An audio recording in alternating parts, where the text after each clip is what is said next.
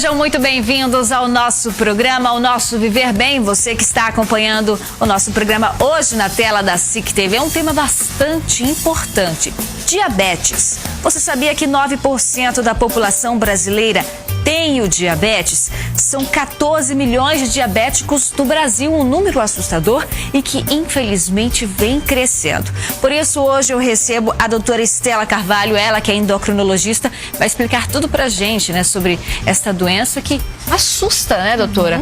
Muito bom dia, prazer em recebê-la aqui no nosso programa. Bom dia, Renata, o prazer é meu.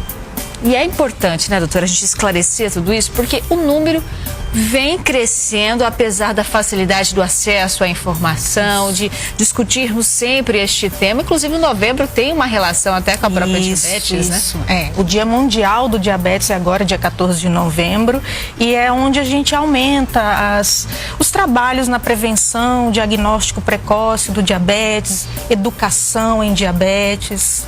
Certo, doutora. E o que seria, então, o diabetes? Então, o diabetes é uma doença crônica que está relacionada à produção insuficiente ou então à ação insuficiente da insulina no organismo. Então, essa ação insuficiente ou a ausência da insulina vai resultar em hiperglicemia, que é o açúcar alto no sangue. Certo, doutora, a gente montou uma espécie de um laboratório, olha só que bacana, para a gente explicar para o pessoal de casa, na prática, o que seria essa alteração, como é que funciona, né? Para a gente é um pouco difícil associar. A senhora mostra para a gente, então, um pouco do que é o diabetes, como é que seria essa ação do corpo. Tudo bem. Então, vamos mostrar primeiro quem que produz a insulina, né? É o pâncreas. Na verdade, é um órgão que fica localizado aqui, ó, por trás do estômago, esse que está esquematizado em laranjinha, tá? E o pâncreas, ele produz insulina, né? A insulina, ela não age diretamente no açúcar, mas ele vai agir na célula do organismo e vai sensibilizar essa célula à entrada de glicose, né?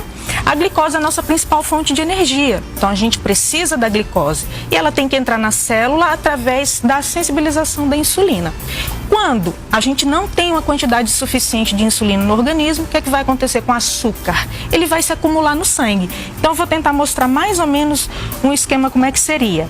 Então no indivíduo que produz insulina adequadamente, aqui é como se fosse, eu estou tentando esquematizar a circulação sanguínea dele, né? Então ele tem uma quantidade suficiente de insulina. O que é que vai acontecer? Essa quantidade de insulina, ela vai como se fosse cobrir o excesso de açúcar, né? Já no indivíduo que produz inadequadamente, produz baixas quantidades de insulina, o que é que vai acontecer? Essa quantidade não vai ser suficiente para cobrir o açúcar no sangue, tá?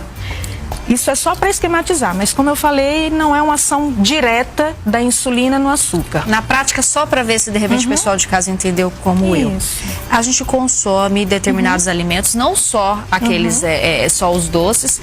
A pessoa que tem o diabetes, o açúcar para ele ir para o sangue, ele precisa da insulina para como se fosse dissolver tudo isso. Isso, na verdade, o açúcar precisa estar onde? Precisa entrar na célula, né? Para ela funcionar. Para ele não acumular no sangue. Para ele não acumular no sangue.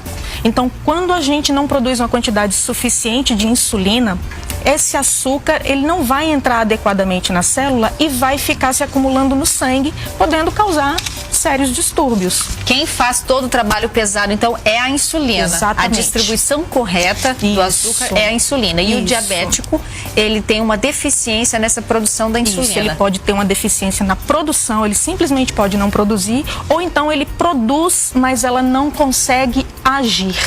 Certo, doutora. Vamos sentar novamente, doutora. E no corpo, qual seria essa influência? O que isso acaba provocando no corpo do diabético? Tá. O açúcar alto em excesso ao longo dos anos, ele pode causar danos, lesões aos nossos tecidos, né, às nossas células. Então pode levar a longo prazo a cegueira, amputações, insuficiência renal levando à hemodiálise, aumenta o risco de problemas coronarianos, que são o infarto, né, a angina, a doenças cerebrovasculares, como o AVC, né? E também a curto prazo, uma elevação muito intensa do açúcar em um período curto de tempo também pode levar a estados de emergência, como a cetoacidose diabética, que é uma complicação grave que precisa ser tratada inclusive em UTI e pode levar inclusive até a óbito se não cuidado, se não prevenido. São vários tipos de diabetes? São vários tipos de diabetes, mas a gente tem 3 principais tipos, que é o diabetes tipo 1, o diabetes tipo 2 e o diabetes gestacional, que é o que a gente mais fala, que é mais prevalente na população, que ocorre numa maior frequência. Todos os 3 hoje já temos programas no SUS para atender essas pessoas. Isso. O SUS, em tese, ele é capaz de atender todos esses tipos de diabetes. A gente conhece as deficiências, né? Que é de deficiência de recursos humanos, para um próprio agendamento. Então realmente um número que assusta e acaba preocupando, né? Por essa carência da nossa saúde pública.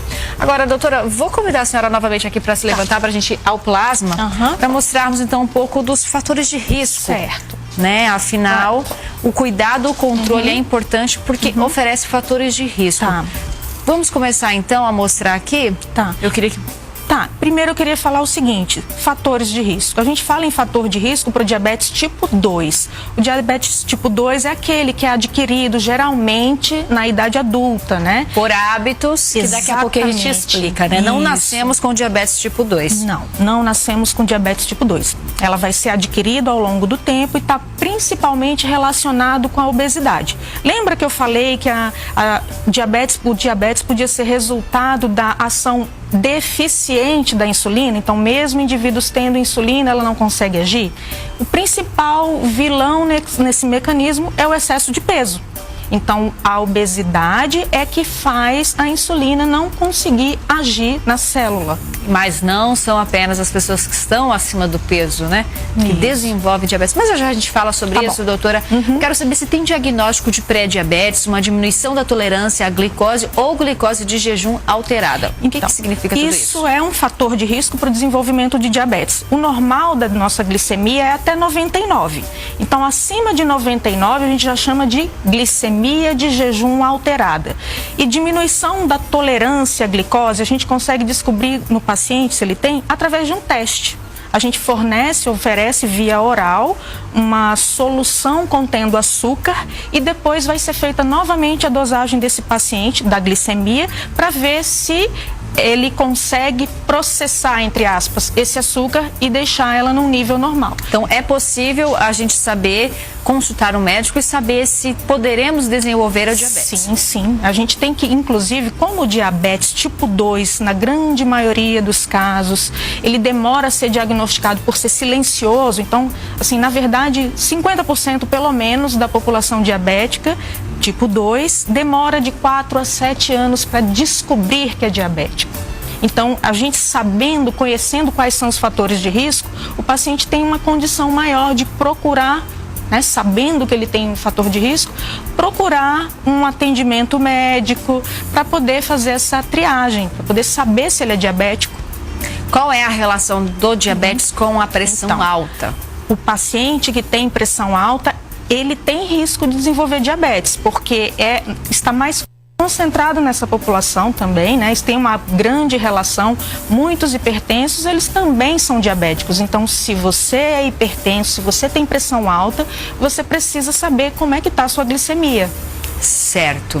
Olha só, tem colesterol alto ou alterações na taxa de triglicerídeos no sangue? Isso, a gente chama esse problema de dislipidemias.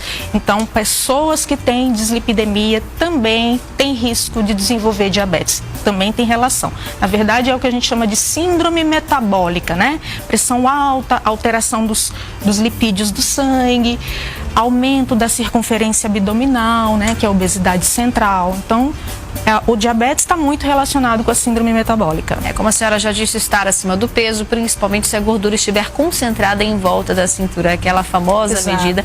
A senhora, qual é a medida da circunferência? É a circunferência abdominal, né? Certo. Tem um pai ou irmão com diabetes. Problemas na família, eu posso ter riscos de desenvolver diabetes? Isso, na verdade, um fator de risco é a história familiar também, né? Num parente de primeiro grau. Então, pais ou irmãos diabéticos também devem alertar o indivíduo para procurar um atendimento e dosar sua glicemia. O controle tem que acontecer dentro de casa, né, doutora? Isso. Tem alguma outra condição de saúde que pode estar associada ao diabetes, como a doença renal crônica? Isso. Na verdade, tem várias doenças que podem estar relacionadas ao diabetes, né? Então, não só a doença renal crônica, mas como a gente falou, a hipertensão, a dislipidemia, problemas mais raros, outros problemas endócrinos. Dificilmente está sozinha a diabetes. Dificilmente está sozinha. Certo, doutora. Teve bebê com peso superior a 4 quilos ou teve diabetes gestacional? Isso, então. Se a mulher teve um bebezinho com mais de 4 quilos, ela tem que estar alerta da possibilidade dela desenvolver diabetes, tá? Porque o que a gente chama de fetos macrossômicos, né? Ela ou o bebê? Na verdade, os dois, mas ela principalmente, né? Então, isso pode acontecer em mães diabéticas. Então, se ela não fez diagnóstico de diabetes durante a gestação, mas ela teve um feto, um bebê grande, né, com mais de 4 quilos, ela também deve estar alerta, porque isso é um fator de risco para o desenvolvimento de diabetes. Tem síndrome de ovários policísticos? Isso, muita gente já conhece essa doença, né? Essa síndrome também está relacionado com diabetes. Ela aumenta a nossa resistência à ação da insulina. Então, a insulina não age bem, pode não agir bem nas portadoras dessa síndrome. Muito bem, doutora Estela, vou pedir só uma pausa aqui para a senhora, para o pessoal de casa. O nosso assunto tem muito ainda a render. A conversa está bacana, né? Falar sobre os cuidados relacionados ao diabetes que vem crescendo no país. Nós vamos para uma pausa bem rapidinha, mas daqui a pouco a gente continua explicando para o pessoal de casa um pouco mais sobre o diabetes.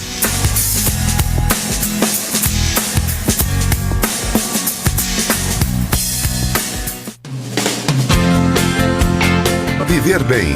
Oferecimento Socibra, o shopping da saúde. Center Plástica, aprimorando sua beleza.